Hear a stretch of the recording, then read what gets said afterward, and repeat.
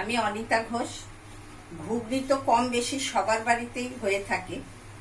আজকে আমি একটু জামাইয়ের জন্য ব্রেকফাস্টের থালিতে চিকেন ঘুগনি সুরুচি বাংলা রান্নাঘরে আপনাদের সঙ্গে শেয়ার করতে চলে এসেছি।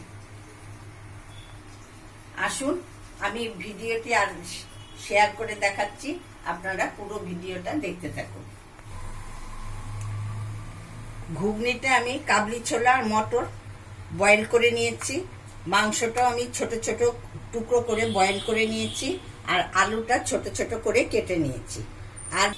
আর বাকি যা মশলাপাতি, টমেটো কুচি, পেঁয়াজ কুচি, রসুন কুচি, দারচিনি, ছোট এলাচ আর অন্যান্য মশলাপাতি আমি দেবার সময় আপনাদের বলে দেব। আমি আলুগুলো ভেজে নিচ্ছি। দিচ্ছি সামান্য একটু হলুদ আর একটু লবণ। আলুটা আমার ভাজা ভাজা হয়ে গেছে। এবার আমি আলুটা নাবিয়ে রাখছি। এবার আমি এতে দিয়ে দিচ্ছি 2টো দারচিনি আর 3টে ছোট এলাচ। এবার আমি এতে দিচ্ছি পেঁয়াজ কুচি। এবার দিচ্ছি রসুন কুচি। এবার আমি দিয়ে দিচ্ছি টমেটো কুচি। এবার আমি কুচনো মাংসটা দিয়ে দিলাম। এটা আমি মশলা দিয়ে এবার কষিয়ে নেব।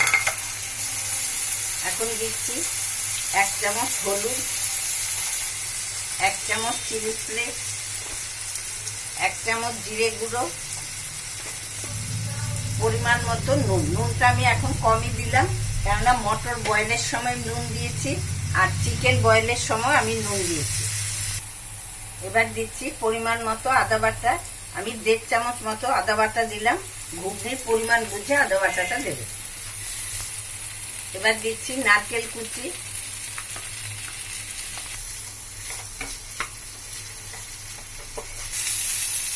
এখন আমি যে মাংসটা বয়েল করে রেখেছিলাম তার যে জুসটা ছিল সেটা আমি এখন এটা দিয়ে দিচ্ছি। এবার আমি বয়েল করা মটরগুলো দিয়ে দিচ্ছি।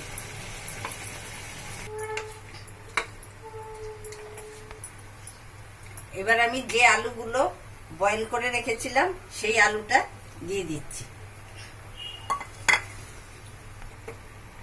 এবার আমি এতে আরেকটু জল দিয়ে দিচ্ছি। এবার আমি এটা বয়েল হওয়ার জন্য একটু ঢাকা দিয়ে দিচ্ছি।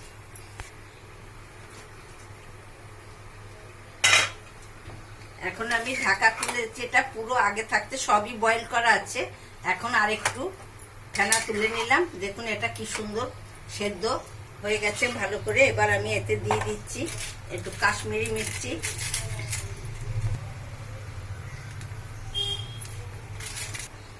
আর দিচ্ছি গরম মশলার গুঁড়ো।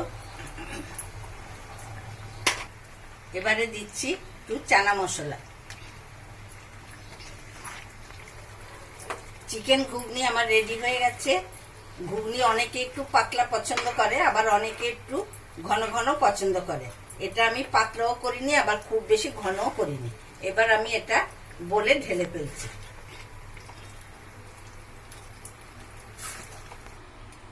চিকেন ঘুগনি আমার রেডি হয়ে গেছে। তাহলে এইভাবে একবার বানিয়ে ফেলুন স্পেশাল চিকেন ঘুগনি। ঘুগনি আপনাদের কেমন লাগলো কমেন্ট লাইক করে জানাতে ভুলবেন না। নতুন বন্ধুরা সাবস্ক্রাইব করে আমার চ্যানেলটির পাশে থাকুন। আজ এখানেই শেষ করছি।